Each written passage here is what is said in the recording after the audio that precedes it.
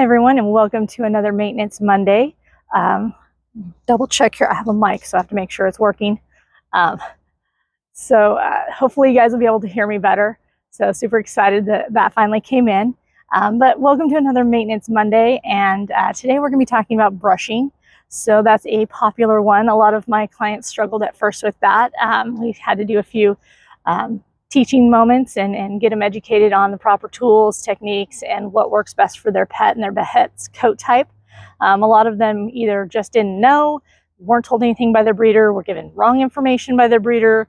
That just runs the gamut. So we're going to go ahead and get you guys squared away on proper technique, proper tools. Today we're going to focus on what I call the fluffies. So that's going to be a lot of your designer dogs, your basically anything that's crossed with a poodle, Bichon, anything with a curlier, fluffier coat. And this can apply to any breed that you want a longer coat on. So your drop coats like your Malteses and your Shih Tzus as well. But what's kind of geared more towards like your poodles, your Bichons, your various doodles, golden doodles, Bernedoodles. Even if they have the more wavier coat, you're still going to, if you're wanting it longer than about 1/4 of an inch, some brushing and maintenance is going to be required. Covers like Cavapoos, Bichapoos, Sheepoos, Cockapoos, you name it. Any of those that have that fluffier coat. So I have some various brushes, combs. We'll talk about how to use those. So we'll go over them a little bit here, and we'll go ahead and get you all squared away. We'll do a brushing demo as well. Miss Cassie is going to be our demo, our little model dog today. So you guys will get to see her. But we'll go ahead and I'll get the camera turned around here and we'll go over some various assortment of some brushes and combs. And we'll go over them all here and talk about their different uses. So if you have the fluffier coat, you're going to want to get a slicker brush. Slicker brushes are these ones with the wire pins. You can see I have various ones up here. Different pin lengths, different shapes, different sizes. So we'll go over those. Doesn't matter what length the pins are. This one has this kind of, as you can see, I'll flip it around here. Smaller, thinner pins. This one's got kind of a medium size. And then we've got the longer pins. Now, the theory is the longer the coat, the longer the pins that you want to help you get down to the base of the hair. So that said, I tend to like the longer pinned brushes. Most of mine have the longer pins. You don't have to have this if you're not comfortable with that. That's simply because working in a professional environment, that is what I use the most. This is basically it's just a private labeled version of a very popular doodle brush that's called the Big G, or the Coral brush. It's made by Chris Christensen. That brush runs, I want to say, close to $70 now. But as groomers, it's worth our weight in gold. We're using it all day, every day. For your average, pet owner that's going to be brushing a couple times a week, you don't necessarily need to invest to that level unless you want to. I'll put some links down below for some of the stuff so that you can kind of go check it out and see what you like. But we'll go ahead and go over all of this. I do want to note, this is a little cat brush. You can see it's a little scrungy. I've had it for a while. But these work great for stickers. Your dog goes out, gets into those little burrs, gets them in their little mustache. Just get a little cat brush. It's small enough you can have control up on the face so you're not getting into the eyes area. And it's firm enough that it's going to go ahead and grip out a lot of those little burrs. So that's my little tip there. I used to always tell my people when sticker season came up, go to the store, just get a cat brush. I think I got this one at Walmart. It was like $3 whenever I got it. It wasn't that expensive. So, and it has worked great to just get the little burrs and whatnot out of my girls' little puffs when they go out for walks.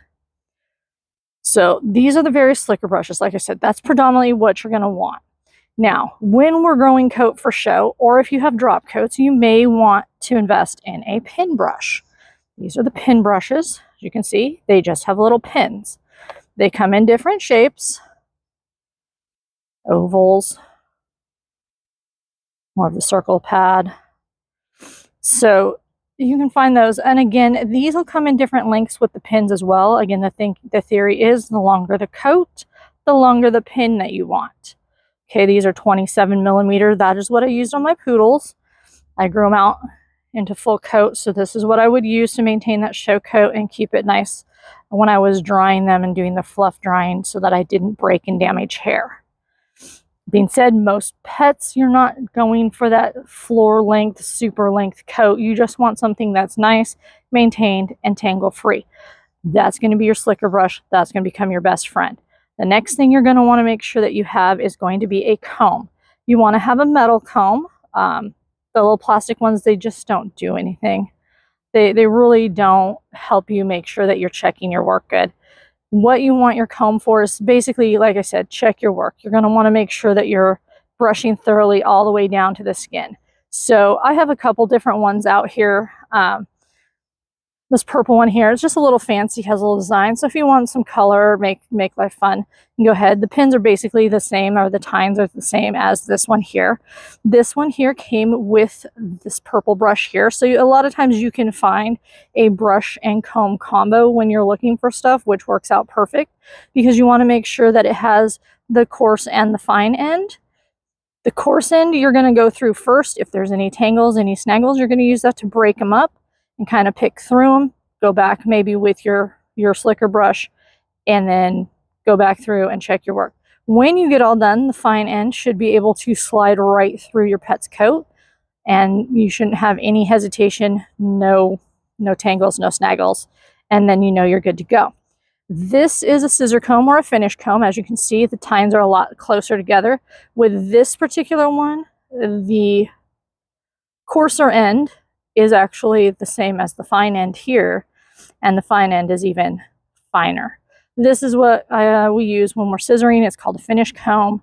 It just helps us make sure that we have everything out and fluffs out the coat very well. I also have out here a wide tooth comb. If you have a dog that has coarser, thicker hair, has a few more snaggles that you want to get started breaking up, you can use a wider tooth comb. This is what we would use in the dog shows to spray up the poodles, put the hairspray up.